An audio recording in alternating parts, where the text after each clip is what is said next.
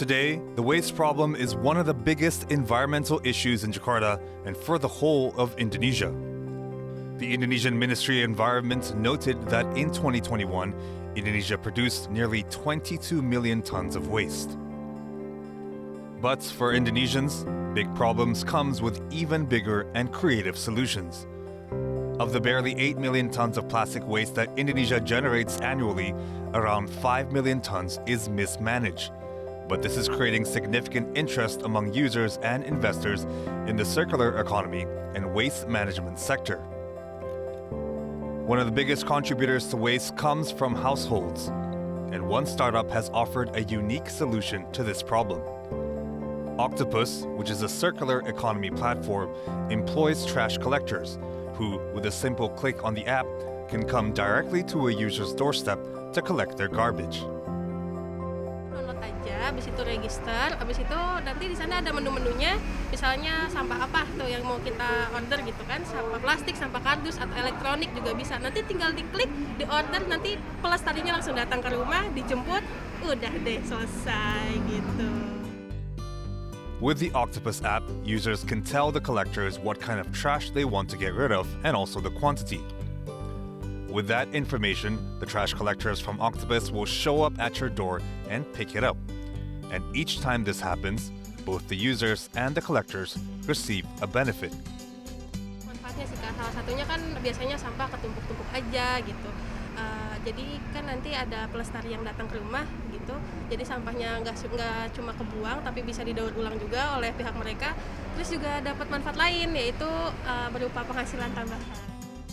But you don't get cash. Instead, both the user and the collector receives coins that you can turn into vouchers, which can then be used to pay for anything from electricity bills and even for buying food. In the beginning, it was a non-profit idea. You know, this cleanup idea of the beach cleanup, I just wanted to keep the ocean clean. You know, my whole idea was to have the beaches clean.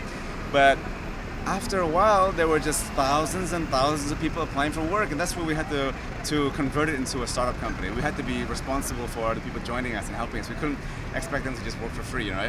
So we converted it into a startup company. Octopus was founded in 2021 by Hamish Daud and 4 other co-founders coming from IT and business backgrounds. A year since it started, Octopus now has 150,000 monthly users and more than 60,000 self-sustainers or garbage collectors. One of Octopus's garbage collectors is Iwan Setiawan. On a daily basis, Iwan works as an online driver, but 3 weeks ago, Iwan joined the startup. Juga masyarakat lebih peduli gitu dengan sampahnya, dengan memilah-milah sampah, dengan memilah sampah dan nggak buang sampah sembarangan gitu. Nah, jadi dengan aplikasi Octopus ini masyarakat kan jadinya nggak bingung gitu kan, harus dikemanain sampahnya. Jadi fasilitas daur ulang lah, sambil kita menjaga bumi juga kan, iya. But they're not just merely collectors. Octopus calls them pelestari, which means sustainers. And it is not limited to scavengers. Even many students, motorcycle taxi riders, and former employees who have been laid off have joined and become sustainers as well. We had to get away from the stigma of pemulung. We changed the name to pelestari, which means good Samaritan or environmentalist. You know, we give them a uniform. And now our pelestaris can go into gated communities, they can go to hotels, into offices, where previously the informal sector weren't allowed to go inside. There's always a big sign saying, pemulung dilarang masuk. Oh yeah. Right? Which means informal sector or scavengers or waste pickers cannot go inside. So I really wanted to fix that. So yeah, our pelestaris can go in because we ensure safety. We can track which pelestari is going to which house at what time, the whole identification pops up. So everything is, we're ensuring safety for our users as well. One of Octopus's goals is to reach 100,000 collectors or sustainers by 2024.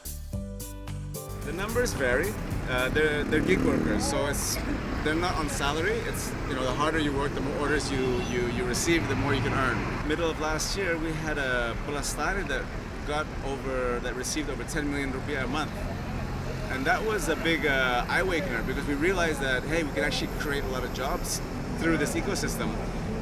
a moment where the country was suffering because of the pandemic. A lot of people lost their jobs. A lot of people converted. They left their hotel jobs.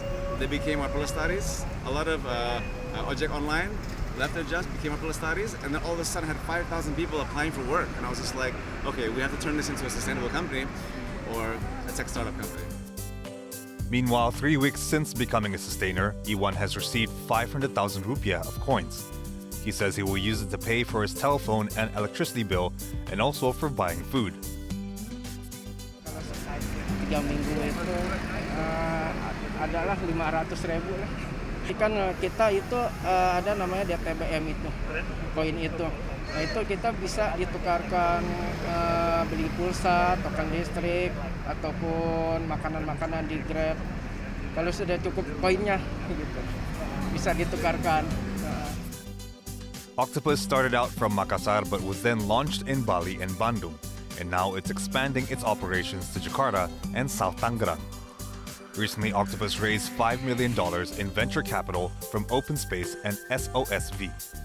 And according to an urban campaigner of an Indonesian Forum for Environment NGO, startups can play an important role in solving Indonesia's waste management problem. But it also needs to be coupled with the support of government policy, while waste-producing companies also need to play their part.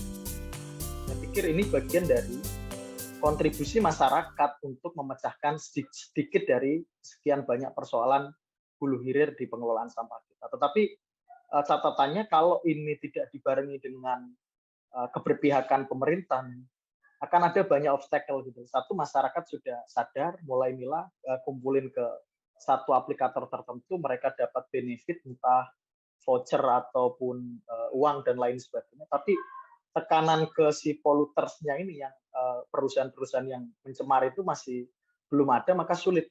Artinya yang bisa dikumpulkan masyarakat itu masih sesuatu yang bisa dimanfaatkan kayak kertas, terus botol jenis tertentu. Tapi untuk kemasan-kemasan lain itu masih belum. Artinya kontribusi masyarakat itu ya bisa memecahkan sekian persen persoalan, tapi sisanya ya butuh tekanan yang lebih.